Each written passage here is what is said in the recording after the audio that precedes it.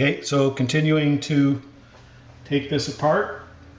Was having a bit of a time here, as I thought I would, getting this actuating arm off of the spline shaft here on the cam shaft. So let's try just getting my old screwdriver underneath this, between the spring in it, and gently prying. I didn't want to force it and bang it all up, but gently prying. It really wasn't doing a whole lot. So I took my punch and I marked the position on the shaft and on the arm, so when I go to put it back together, I'll be able to line it up in the same position. And then what I did was I just took the inside nut, not the nice chromed one, but the other one, put it on the end here, and just backed it off so it was just a little proud, not much, but I just didn't want to damage the threads. Held on to the actuating arm, and I just took my ball peen and just lifted the whole assembly up, and just holding it by the arm, I just smacked it a few times, and I could feel it coming up, and now it's nice and loose. So I'll be able to continue taking it apart. So that over there. But yeah, the splines are fine. They're in good, obviously fine. They were holding on to that thing like a son of a gun. It's kind of an interesting thing, like not cast in one piece. It's two pieces riveted together, and then I'm assuming they machined the splines in after it was riveted together, and it's captured this I don't know what you would call this. What would you call that? Anyway, rod bushing. But there's lots of grit and sand and dirt and crap. So I'm going to have to remember that when I'm washing my bike. These parts here, I'm going to have to give them a shot with some WD-40 to free up some of the grit. Blow them out, maybe get up here with my air gun, blow them out, and then re-oil them. But yeah, that's good. I can hear the grit inside there, so that's going to be cleaned up. I'll clean that up. And then of course the spring, which is still in good shape, still got all its paint and everything on it. So that'll just be a quick clean. And there they are. Okay, so yeah, as you can see, I still got the shoes on. I haven't taken them off yet, but there's nuts here. So this is where I'll. It's interesting. They're different lengths. I'll have to remember that. The long one is towards the rear, and the short one's to the front. Let's see what it looks like when I take the shoes off. But those are the nuts that.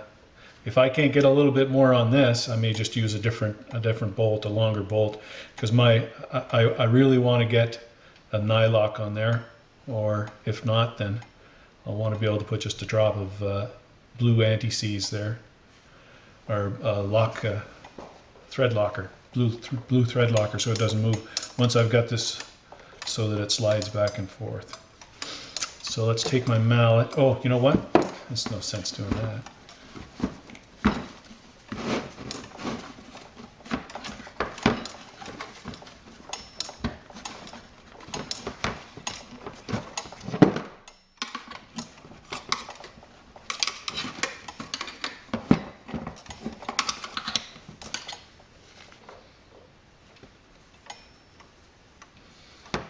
Oh. Nothing to really grab onto there.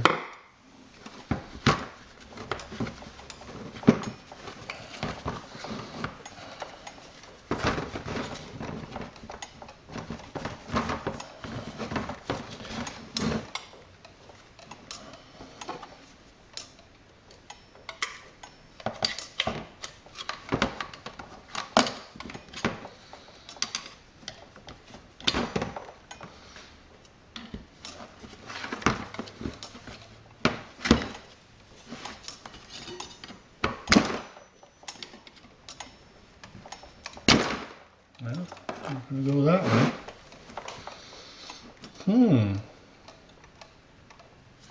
Well, maybe I will knock it out then.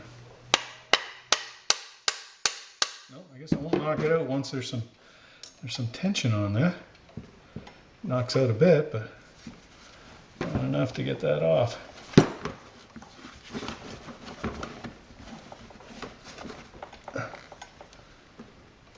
I certainly don't want to damage the face of the cam.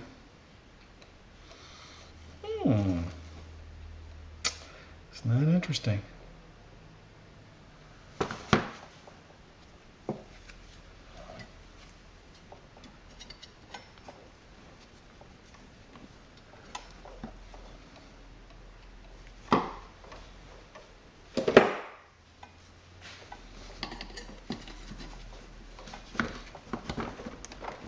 Those are tight little springs. I don't want to bugger those up because they're the springs that are going back on for the new one.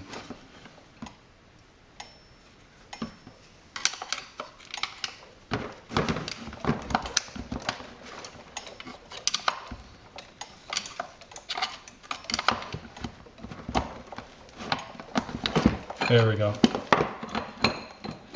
Just do it from the pivot.